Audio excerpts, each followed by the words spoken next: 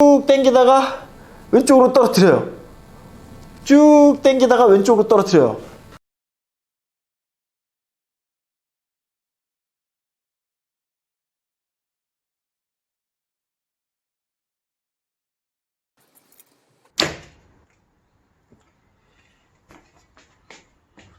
안녕하세요, 건하철이 화잡입니다. 자, 질문 받는 것 중에 가장 많은 질문 중에 하나가, 왜 저는 리커브 보호 쏠 때 화살이 왼쪽으로 자꾸 떨어지죠? 잡아당기려고 이렇게 하면은 화살이 왼쪽으로 떨어져서 못 쏘겠어요. 짜증나 죽겠어요. 그러니까 솔타임 레스트 달아주세요 라고 얘기하시는 분들 많아요. 자, 솔타임 레스트 좋죠. 아주 쓰기 편해요. 걸어 놓으면은 화살이 도망가질 않습니다.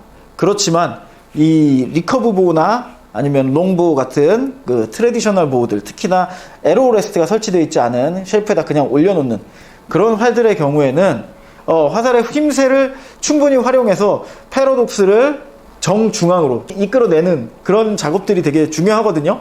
말이 되게 어렵죠. 단순하게 얘기하면은 전통궁들, 롱보우나 리커브나 뭐 이런 것들, 기계로 슈팅하지 않는, 기계로 릴리즈로 슈팅하지 않고 손가락으로 슈팅하게 되는 전통궁들의 경우에는 화살에 출렁임이 발생합니다.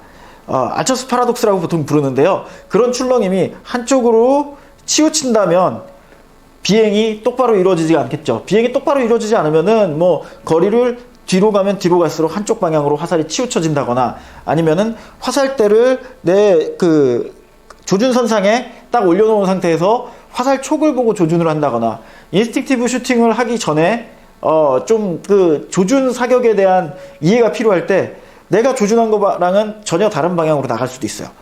이 얘기가 또 길어지는데, 어쨌든 휨쇠를 활용해 줘야 되거든요.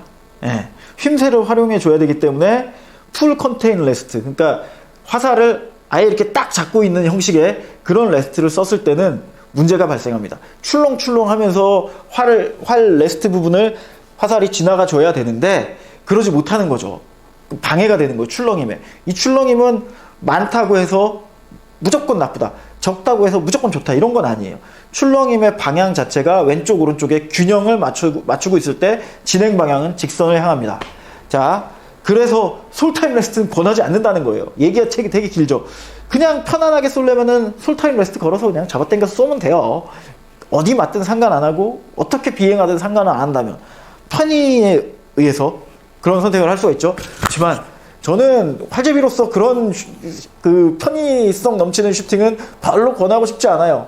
이제 좀 깊게 가면 아실 텐데, 화살의 비행이 얼마나 중요한가, 화살의 비행성이라는 게 얼마나 결정적인 영향을 끼치는가, 요거를 좀 이해를 하신다면은 아마 솔타임 레스트는 스스로도 기피하고 싶은 그런 세팅이 될 거예요. 자, 그렇다면 솔타임 레스트 이런 거 쓰지 않고 왼쪽으로 떨구지 않는 방법 한 가지 있어요. 클리커라는 장비를 부착하면은 잡아 당기면서도 왼쪽으로 나가지 않아요. 클리커라는 장비는 뭐 사진으로 요쯤에다 띄워드릴게요. 화살을 눌러주는 장비예요. 여기다가 이렇게 딱 눌러줘서, 왜 양궁 시합 보면은 선수들이 어느 정도 당기면은 활에서 팅 하고 이렇게 소리가 나죠. 그게 클리커의 영향이거든요. 화살을 받치고 있다가 얘가 이렇게 뒤로 어느 정도까지 당겨지면 얘가 툭 떨어지면서 소리를 내주는 거예요. 선수들은 그 클릭 소리를 듣고 자기 드로우 랭스에 도달했음을 인지하고 슈팅의 마지막 단계에 들어갑니다. 근데 그런 클리커를 달아서 억지로 이렇게 막아내는 거, 그거 역시도 조금 좀 바람직하지 않은 세팅이에요. 왜냐, 이 화살이 왼쪽으로 자꾸 흘러내리는 원인을 안다면 그건 정말 불필요한 인스팅티브 슈팅, 본능사법으로 빠르게 슈팅하거나 아니면 되게 자유롭게 슈팅할 수 있는 그런 세팅에 베어 보호에 그런 클리커를 붙인다는 건 뭐라고 해야 되나, 자전거 좋아하는 사람이 전기 자전거를 선호하진 않잖아요. 모든 자전거 타는 사람이 좀 편하고자 하면은 전기 자전거 탈 수 있죠. 뭔가 그 도움으로 움직일 수 있는 거. 이것도 마찬가지예요. 활도 뭔가 장비들이 하나 둘씩 붙을 때마다 내가 하는 것보다는 장비로서 이뤄내는 그런 기분이 좀 들거든요. 그래서 베어보호 슈팅할 때는 저는 아무것도 안 다하는 그런 세팅을 선호합니다. 근데 모든 분들이 다 그렇진 않다고 생각해요. 어쨌든 서두가 너무 긴데 왜 떨어지는지 간단하게 알려드릴게요. 자, 화살을 이렇게 올려요. 처음 쏘시는 분들이에요. 이제 활을 처음 쏘는 사람이. 이렇게 딱 올려놓고 이렇게 잡아요. 이렇게. 어디서 봤거든요. 이렇게 쏘는 거를. 화살을 손가락 사이에다가 이렇게 넣는 걸. 자, 이렇게 해놓고 쭉 당깁니다. 쭉 당기다가 왼쪽으로 떨어뜨려요. 자, 다시 한번 쭉 당기다가 왼쪽으로 떨어뜨려요. 왜 그러느냐? 왜 자꾸 왼쪽으로 떨어지느냐? 왼쪽으로 안 떨어지게 한번 당겨볼까요? 왼쪽으로 절대 안 떨어져요. 오른쪽으로 오히려 더 붙죠. 왜 그러냐면요, 손가락 때문이에요. 손가락. 모든 것은 손가락에서 시작합니다. 처음 하시는 분들은 손가락이 위축이 돼서 웨이트가 손에 느껴지면 느껴질수록 이렇게 손가락을 굽히는 버릇들이 많이 좀 보이거든요. 자, 손가락을 굽힌다. 당기면서 굽히면 이렇게 떨어져요. 다시 한번 당기면서 굽혀볼까요? 자, 보세요. 당기면서 굽히면 떨어져요. 자, 그러면 어떻게 해야 되느냐? 펴야 돼요. 충분히.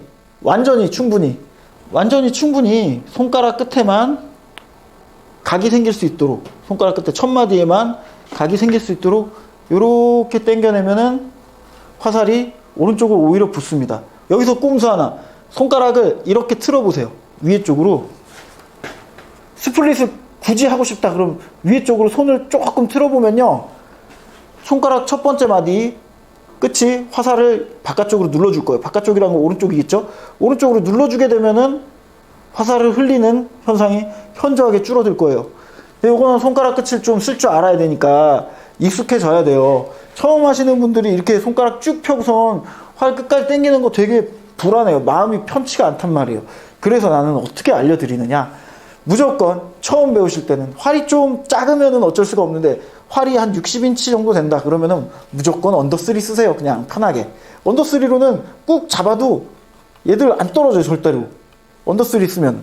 다만 이제 언더3를 썼을 때는 화살의 비행이나 조준성이나 이런 것들이 좀 스플릿 썼을 때보다는 예쁘게 안 날아가죠. 지금도 화살의 꼬리가 확 올라갔다 툭 떨어져요. 자, 이런 식으로 언더3로 한동안 연습을 하세요. 언더3 손가락 3개를 화살 꽂이보다 화살이 꽂혀지는 데보다 더 아래로 한 번 더. 언더3 하세요. 언더3. 자, 뭐예요? 언더3. 화살에 손가락 끝이 닿지 않도록. 화살에 간섭이 없으니까 얘는 안 떨어져요. 언더3 하더라도 화살에다 가득 붙여놓고선 당기면서 손가락을 굽혀준다. 왼쪽으로 떨어질 수 있어요. 자, 이 활은 타이탄이라는 활인데 애들용 활이에요. 애들용이고 완전히 초보 공사용 활이라서 레스트 쉘프 끝이 이렇게 슉슉 올라가 있어요. 쉘프 끝이 올라가 있어서 어지간히 손가락이 굽어져도 왼쪽으로 떨어지진 않아요.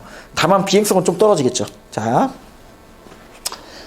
손을 쭉 펴고 손가락 끝 첫마디만 굽혀준다 라는 것만 좀 잘 해내실 수 있으면은 스플릿 핑거로도 화살이 왼쪽으로 떨어지지 않게 세팅해서 쏠 수가 있어요. 뭐 꼼수는 되게 많아요. 레스트, 뭐 철사용 레스트 끝을 이렇게 굽혀가지고 화살이 왼쪽으로 흘러지지 않게 세팅을 한다라는 방법도 있고, 뭐 여러 가지 꼼수들은 있는데, 그거보다 근본적으로는 요 보호핸드 말고 릴리즈핸드의 유연성을 길러야 된다. 유연성을 기르고 위축 없이 쏠 수 있는 강한 마음가짐. 그리고 피지컬, 손가락의 피지컬, 요런 거 정도만 갖춰지면은 얼마든지 스플릿 해가지고 아주 작은 활들도 54인치짜리 48인치짜리 이런 헌팅용 작은 리커블을 쏴도 왼쪽으로 떨어질 일은 별로 없을 거예요. 그리고 또 한 가지, 캠팅 하세요. 활을 기울이세요. 충분히 캠팅 해가지고, 이건 뭐 완전히 올림픽 리커브는 이렇게 쓰면 안 되겠지만, 우리 그 베어보우들은 충분히 캠팅을 해야 시야도 확보가 돼요. 리면 이렇게 가려버리면은 조준할 수 없잖아요. 캠팅해서 여기다 안정적으로 올려놓고 활주를 잡아당기시면은 도움이 아주 많이 될 거예요. 이상입니다.